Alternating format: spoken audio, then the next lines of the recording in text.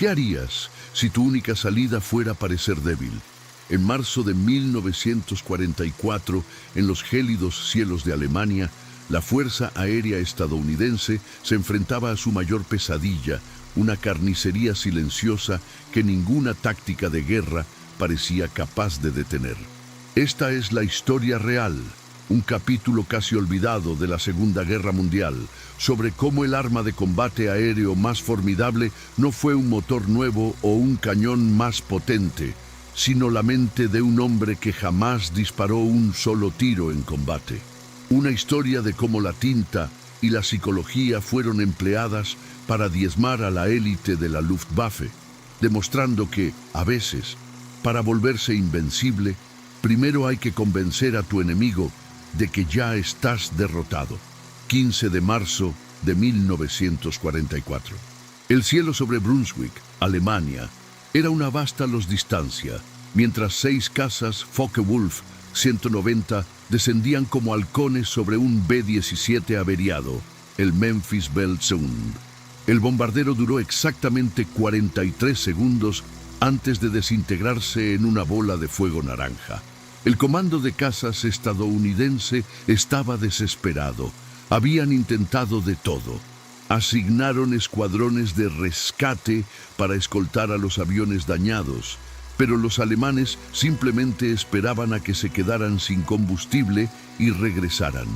Aumentaron las patrullas, pero los alemanes atacaban en los huecos. El general William Kepner, comandante del 8º Comando de Cazas, convocó una reunión de emergencia el 28 de febrero. Su voz era grave, cortando el silencio de la sala de guerra. Señores, el enemigo ha convertido a nuestros heridos en cebo. Cada bombardero que se arrastra a casa se convierte en una sentencia de muerte, no solo para su tripulación, sino para los cazas que enviamos a salvarlos. Estamos perdiendo esta guerra, un bombardero herido a la vez. La frustración era palpable. El teniente coronel Joseph Dickman, del 351 Escuadrón de Caza, era conocido por su temperamento. Después de perder a 3 pilotos intentando salvar un único B-24, lanzó su gorra contra la pared de la sala de reuniones. Están usando a nuestros heridos como trampas. Vemos un B-24 cojeando, corremos a ayudar y de repente el cielo se llena de Focke-Wulfs. Estamos en inferioridad numérica con la mitad de combustible. Es brillante, es despiadado y nos está matando. ¿Cómo se lucha contra esto? El consenso entre los estrategas era sombrío. No había contraataque. La situación se volvió tan crítica que algunos oficiales de alto rango sugirieron, a puertas cerradas, una política de supervivencia del más apto. La propuesta era clara. Los aviones dañados serían abandonados a su suerte. El memorándum llegó a la mesa del general Dwight D. Eisenhower. Leyó el documento y con una pluma de tinta roja escribió una sola palabra sobre él: nunca. El noble sentimiento, sin embargo, no detenía las balas. A mediados de marzo, el miedo a ser dañado superaba el miedo a ser derribado. Ser derribado era rápido. Ser dañado significaba una persecución lenta y aterradora, mientras los cazas alemanes se turnaban para arrancar pedazos de tu avión. Pero lo que nadie en el alto mando sabía, lo que ningún piloto de caza podría imaginar, era que la solución a ese problema mortal no vendría de un general o de un estratega. Estaba a unas pocas horas de nacer, no en una sala de guerra, sino en un club de oficiales, en la mente de un sargento de 24 años que jamás había volado en combate. Un antiguo artista comercial de Brooklyn, cuya única experiencia con el engaño había sido crear anuncios para cigarros y cremas faciales. Su nombre era Daniel Wise. Era el jefe de cuadrilla del 359 Pentow Escuadrón, y su trabajo era reparar los aviones, no idear tácticas de guerra.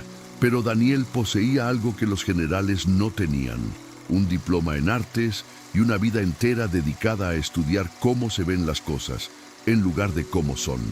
Esa misma noche del 15 de marzo, mientras el capitán Holt ahogaba su frustración en whisky. Wise estaba sentado en un rincón, garabateando en una servilleta. Escuchaba a Holt desahogarse. «Huelen los aviones heridos, sargento, como tiburones que huelen sangre. ¿Cómo se combate a un enemigo que solo ataca cuando está seguro de la victoria?» Wise apenas escuchaba. Estaba dibujando un P-47, su avión, pero le añadía detalles de daños de batalla, rastros de humo, agujeros de bala. Era una caricatura, un dibujo exagerado. Entonces su lápiz se detuvo. Miró el daño falso que había dibujado. Miró al capitán Holt y en voz baja, casi un susurro, pronunció las palabras que cambiarían todo. «Capitán, ¿y si los hacemos creer que tienen la ventaja?» El capitán Holt levantó la vista de su vaso de whisky, la irritación evidente en su rostro cansado. «¿De qué demonios está hablando, sargento?» Daniel Wise deslizó la servilleta por la rústica mesa de madera.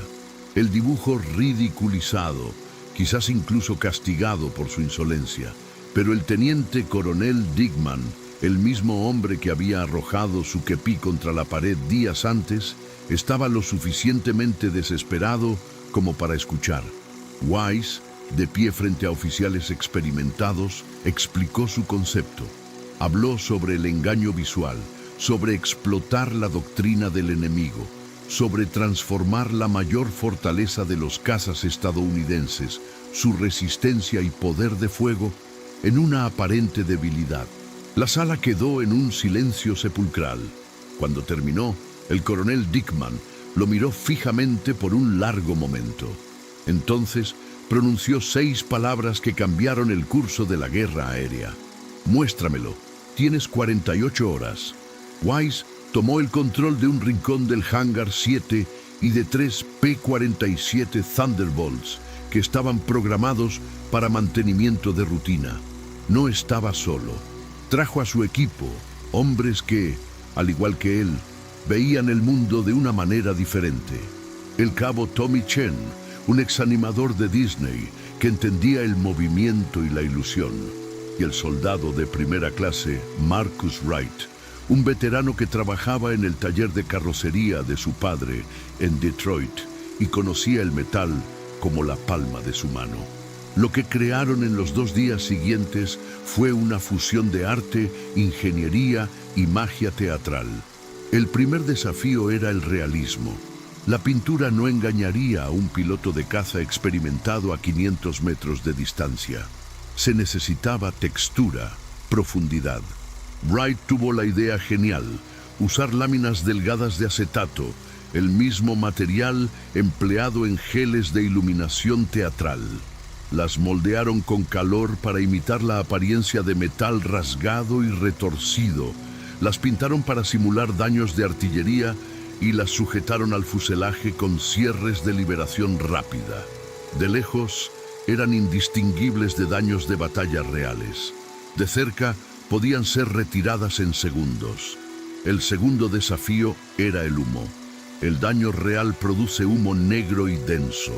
Weiss, con su mente meticulosa, aplicó ingeniería inversa a un sistema generador de humo de un caza alemán Messerschmitt Bf-109 capturado. Creó un compartimento montado bajo el fuselaje que podía producir humo teatral, bajo demanda, blanco o negro, controlado por un interruptor en la cabina del piloto. Para un mecánico de tierra entrenado, el humo parecería incorrecto, pero para un piloto alemán a 3000 yardas, decidiendo si debía atacar, era perfecto. El tercer y más crucial desafío era el comportamiento. Un avión dañado no solo se ve diferente, vuela diferente. Wise, quien nunca había pilotado un avión de combate, entrevistó a decenas de pilotos, creando una lista de verificación de rendimiento para la ilusión. Reducir la velocidad en 40 nudos, perder altitud paulatinamente, volar ligeramente desincronizado, como un instrumento desafinado. El capitán Holt pasó horas en el aire, practicando la técnica, dominando el arte de volar una imitación perfecta de una aeronave moribunda, mientras mantenía secretamente su plena capacidad de combate. El 17 de marzo, presentaron los 3 P-47 modificados. El general Kepner en persona vino a inspeccionarlos, tocó los paneles de daño falsos, observó el generador de humo expulsar una nube blanca y controlada. No dijo nada por un largo rato. Finalmente, su voz rompió el silencio. Esto viola las leyes de la guerra. Operaciones de falsa bandera, volar bajo pretextos falsos.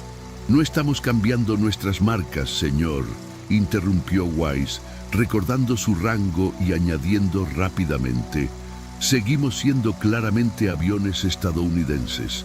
Solo estamos exagerando nuestra condición. El coronel Dickman intervino. Esto va completamente en contra de la doctrina. Los cazas son armas ofensivas, no señuelos. Fue el capitán Holt quien respondió con voz firme. Señor, con todo respeto, los alemanes convirtieron a nuestros bombarderos en señuelos. Solo estamos devolviéndoles el favor. La información, como siempre ocurre en la guerra, se filtró. En 72 horas, el coronel Huub Semke, un legendario comandante de cazas del 5B Sexto Grupo de Caza, escuchó rumores sobre el descabellado esquema de señuelos y fue personalmente a verlo con sus propios ojos. Semke era una leyenda viviente, el as de ases, un hombre cuya opinión podía crear o destruir carreras. Observó un vuelo de demostración, 3 P-47 dañados, arrastrándose por el cielo, humeando y bamboleándose, mientras 8 P-47 intactos orbitaban a 15.000 pies, casi invisibles desde abajo. Los aviones señuelo parecían blancos irresistibles. Cuando aterrizaron, Semke fue directo al grano con el coronel Dickman. ¿El mando sabe esto? Aún no, señor. Lo prohibirán al instante, evaluó Semke. Esa es mi preocupación, sí, señor. Semke consideró la situación. Él, más que nadie, entendía la necesidad de innovación. Quiero participar, dijo. Esto es o genialidad o una corte marcial. De cualquier manera, quiero a mi grupo involucrado antes de que el cuartel general entierre esta idea. La demostración decisiva tuvo lugar el 20 de marzo. El general Kepner trajo un equipo de 12 oficiales para evaluar el programa y dar el veredicto final: autorizar o prohibir. La sala de reuniones estaba a reventar. Comandantes de escuadrón, oficiales de inteligencia, abogados del ejército y un sargento técnico muy nervioso que empezaba a arrepentirse de cada decisión que lo había llevado hasta ese momento. Wise presentó el concepto, utilizando términos militares como protocolo de enfrentamiento engañoso y respuesta asimétrica, porque sonaban mejor que vamos a engañarlos con pintura. El oficial jurídico interrumpió casi de inmediato. Esto constituye perfidia, según el artículo 23 del Convenio de La Haya. Utilizar señales falsas de socorro para atraer al enemigo está explícitamente prohibido. No estamos utilizando señales de socorro, replicó Wise. Estamos usando camuflaje engañoso. La sala estalló en un caos de voces. Los oficiales de combate querían intentarlo. Los oficiales del Estado Mayor querían enterrar la idea. El general Kepner dejó que el debate continuara durante 3 minutos. Luego se levantó. La sala se quedó en silencio. Señores, dijo, su voz gélida, cuando los alemanes desarrollaron tácticas para atacar específicamente nuestros aviones dañados, ¿violaron alguna convención? El abogado dudó. No, señor. Atacar a los heridos es antideportivo, pero no es ilegal. Kepner se volvió hacia él. Convirtieron la compasión en un arma. Y usted me está diciendo que no podemos responder porque no es deportivo. El abogado militar no tuvo respuesta. El general Kepner se volvió hacia el coronel Semke, la leyenda viviente. Coronel, su evaluación. Semke se puso de pie, su imponente presencia silenciando cualquier murmullo restante. Señor, este es el primer desarrollo táctico verdaderamente innovador que he visto desde que llegué a este teatro de operaciones. Durante 18 meses hemos sido reactivos, respondiendo a las tácticas alemanas. Esto es proactivo. Esto los obliga a reaccionar a nosotros. Recomiendo autorización inmediata para pruebas limitadas. Kepner asintió lentamente, su mirada recorriendo la sala. Pruebas limitadas, 3 misiones. Si las bajas exceden las de las misiones de escolta estándar, abortamos. Si no logramos una proporción de derribos significativamente mejor, abortamos. Si los alemanes se adaptan y la ventaja desaparece, abortamos. Fijó su mirada en Dickmann y Wise. Pero si esto funciona, quiero que todos los grupos de caza de la 8ª Fuerza Aérea estén entrenados en este protocolo en 30 días. El silencio en la sala era absoluto. Una última cosa, dijo Kepner, mirando directamente al sargento. Sargento, ¿usted es el artista que diseñó esto? Sí, señor, respondió Wise. ¿Entiende que si esto falla, hombres morirán por su idea? La voz de Wise no vaciló. Señor, los hombres están muriendo todos los días porque no tenemos ideas. Prefiero intentar algo a no intentar nada. Una casi sonrisa se formó en los labios del general. Proceda. 22 de marzo de 1944. Misión 250. El objetivo eran las fábricas de rodamientos en Schweinfurt, el corazón industrial de la máquina de guerra nazi. El 359 Escuadrón de Caza despegó con 12 P-47 Thunderbolts. 4 de ellos estaban modificados. Eran los señuelos. 8 eran los cazadores. El capitán James Holt lideraba el vuelo de señuelos, su P-47 pintado con falsos agujeros de bala a lo largo del fuselaje. A 2000 yardas detrás de la corriente principal de bombarderos, comenzó la actuación. Redujo la velocidad a 180 nudos, peligrosamente lento para combate, pero perfecto para imitar un avión en apuros. Apretó el interruptor. Humo blanco comenzó a salir de la capota del motor, una señal de socorro visible a kilómetros de distancia. Encima de él, a 24.000 pies, el teniente James Fisher orbitaba con el elemento cazador, observando la actuación de Holt a través de sus binoculares. Parece genuinamente averiado, informó Fisher por radio. Si no lo supiera, estaría descendiendo para pedir rescate. La espera no fue larga.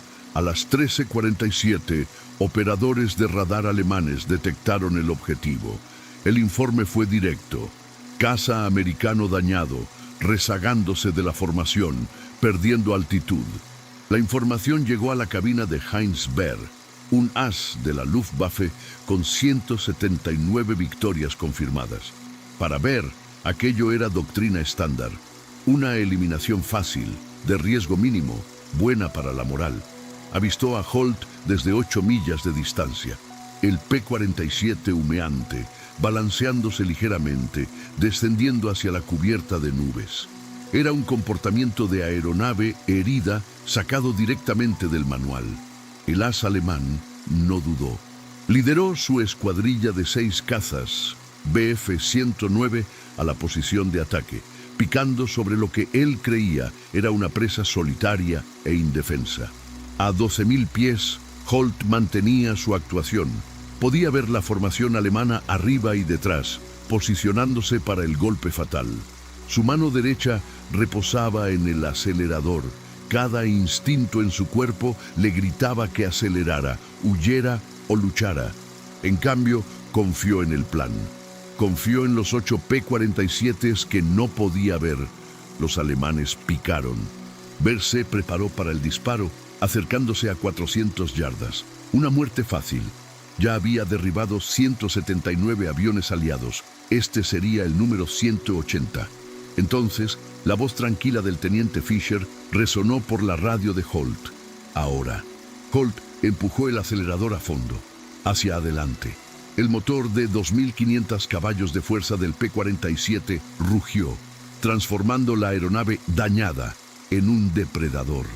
El generador de humo se apagó. Los paneles de daño simulado fueron arrancados por la fuerza del viento. En 3 segundos, pasó de ser víctima a cazador. Los alemanes tuvieron exactamente un segundo para procesar la metamorfosis antes de que 8 P-47 se lanzaran en picada desde el Sol a 450 millas por hora, con sus motores a potencia de emergencia de combate. Baer giró bruscamente a la derecha, una maniobra desesperada de un piloto soberbio, pero era demasiado tarde. La primera ráfaga del teniente Fisher impactó su Bf-109 en el ala izquierda, desgarrando las superficies de control. Baer era demasiado bueno para morir fácilmente. Logró realizar un aterrizaje de emergencia controlado en un campo cerca de Osnabrück. Pero su compañero de ala, el teniente Werner Schmidt, no corrió con la misma suerte. 2 P-47 lo atacaron simultáneamente y su caza se desintegró en el aire. La emboscada duró 90 segundos. Cuando terminó, 4 cazas alemanes estaban destruidos. 1 dañado. Un piloto alemán muerto, 3 capturados. Pérdidas estadounidenses, 0. Ni un solo agujero de bala en ninguno de los P-47. Las grabaciones de las cámaras de las ametralladoras fueron estudiadas durante horas por los oficiales de inteligencia. No podían creer lo que veían. Un avión dañado que no estaba dañado. Una emboscada a cielo abierto. Los alemanes volando directamente hacia una trampa que debería haber sido obvia. En 48 horas, el informe del interrogatorio de Heinz Baer fue distribuido a todos los grupos de caza en Alemania. La alerta era clara.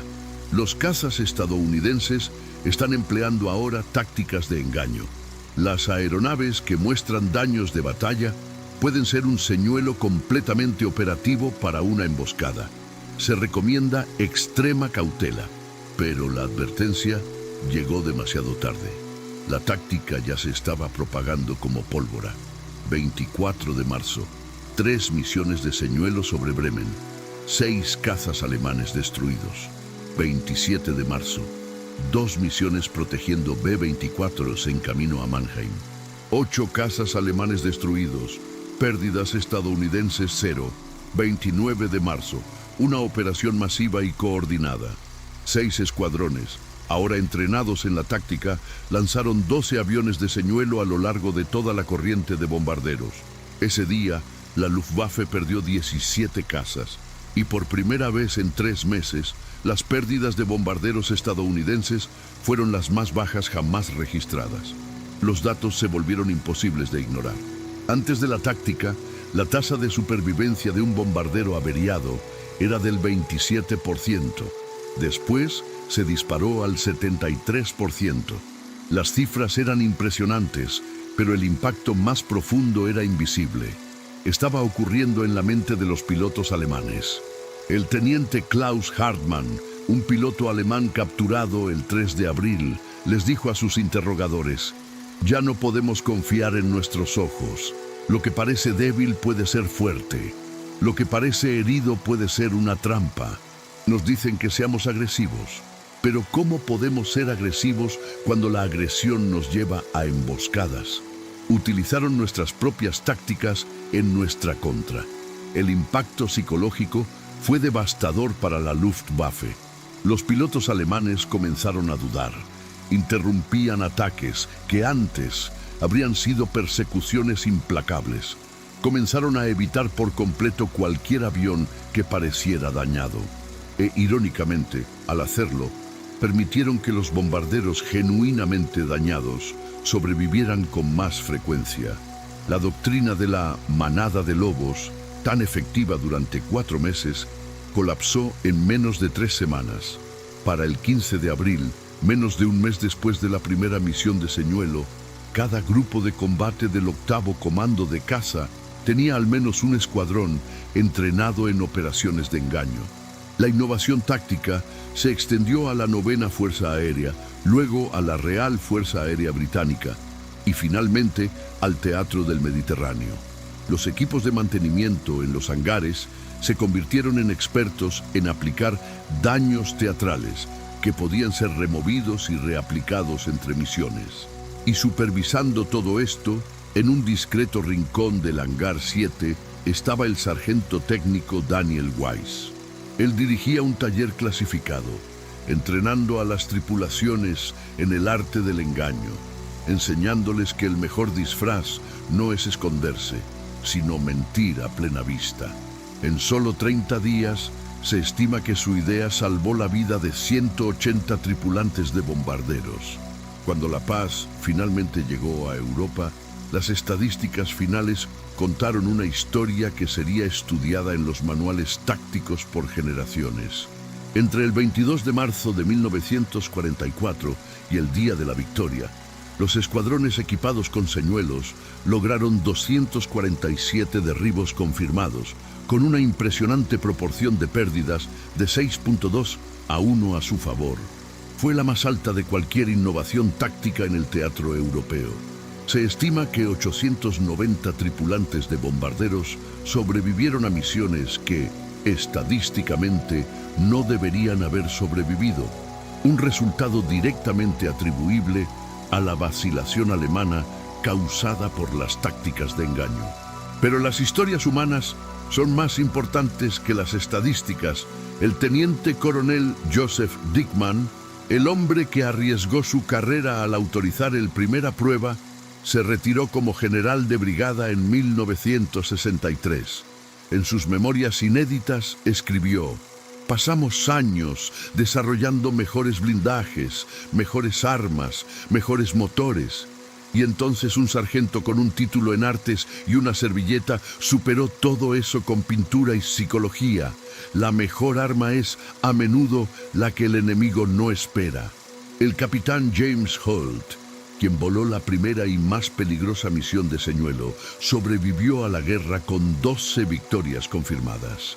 En 1987, hablando en el Museo de la Fuerza Aérea, dijo: la gente me pregunta si tenía miedo de volar como señuelo.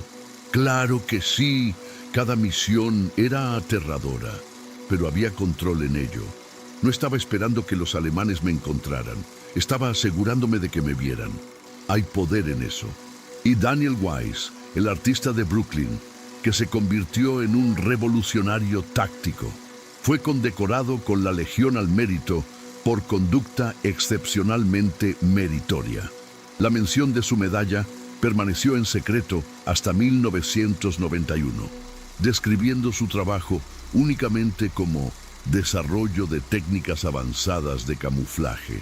Rechazó el ascenso a oficial en 3 ocasiones, prefiriendo permanecer con sus hombres, los mecánicos y los equipos de tierra. Después de la guerra, Wise regresó a la publicidad en Nueva York. Nunca habló públicamente sobre el programa de señuelos. Cuando un historiador militar lo localizó en 1989, concedió una breve y humilde entrevista. Simplemente resolví un problema visual. Los alemanes buscaban aviones dañados. Nosotros les mostramos aviones dañados. No fue genialidad. Solo entendí lo que la gente ve frente a lo que realmente hay. Eso fue lo que la publicidad me enseñó. Haces que la gente vea lo que quieres que vea. El programa de daños falsos permaneció clasificado por casi 50 años, pero su legado perdura. Es un estudio de casos sobre cómo usar el engaño para forzar cambios en la doctrina enemiga sin necesidad de superioridad tecnológica. Pero quizás el mayor legado no radique en los manuales militares, sino en una carta escrita por un piloto de bombardero para el sargento que nunca conoció. La carta decía: estimado sargento Wise, usted no me conoce y yo a usted tampoco, pero el 7 de abril de 1944 mi bombardero fue alcanzado por la artillería antiaérea sobre Magdeburgo. Perdimos 2 motores y nos quedamos rezagados. Pedí casas, esperando que ninguno viniera. En cambio, aparecieron 3 P-47s, pintados para parecer tan dañados como nosotros. Los alemanes llegaron. Sus casas ya estaban esperando. Derribaron a 4 de ellos antes de que el resto huyera. Los 10 regresamos a casa gracias a la pintura, gracias al engaño. Porque alguien se dio cuenta de que aparentar debilidad cuando se es fuerte es, en ocasiones, la mejor forma de ser fuerte. El próximo mes me casaré con una chica de Baltimore. tendremos hijos, y ellos tendrán hijos. Todo porque usted pensó de manera diferente sobre el camuflaje. Jamás lo conoceré, pero quería que supiera. Su idea no solo salvó aviones, salvó futuros. Gracias. Teniente Robert McIntyre, 381 Grupo de Bombardeo. La innovación en la guerra rara vez emana de quienes se espera que innoven. Proviene de forasteros, de individuos que perciben los problemas de forma distinta porque no están constreñidos por la manera en que siempre se han hecho las cosas. Un artista comercial observó el combate aéreo y detectó un problema de percepción. Los pilotos de caza de carrera contemplaron la misma situación y solo vislumbraron limitaciones tácticas. El genio de Daniel Wise no radicaba en lo técnico, era perceptual. Comprendió que la guerra versa tanto sobre lo que el enemigo cree como sobre lo que realmente existe. Los alemanes creían que los aviones dañados eran vulnerables. Wise transformó esa creencia en su mayor flaqueza. La lección trasciende la Segunda Guerra Mundial. En cualquier conflicto, el bando que controla la percepción controla el campo de batalla. La posición más sólida no siempre aparenta fortaleza. En ocasiones, radica en hacer que el enemigo crea que eres débil, hasta el momento preciso en que demuestras lo contrario. Si esta historia sobre valentía, innovación y la asombrosa fuerza del espíritu humano te ha conmovido, demuestra tu apoyo. Dale un me gusta para que YouTube sepa que historias como esta merecen ser contadas. Suscríbete al canal para no perderte nuestras próximas inmersiones en los capítulos más fascinantes de la historia. Y comenta abajo, ¿qué otra historia de genialidad en tiempos de guerra te gustaría ver aquí? Tu apoyo es el combustible que mantiene vivas estas historias. Hasta la próxima.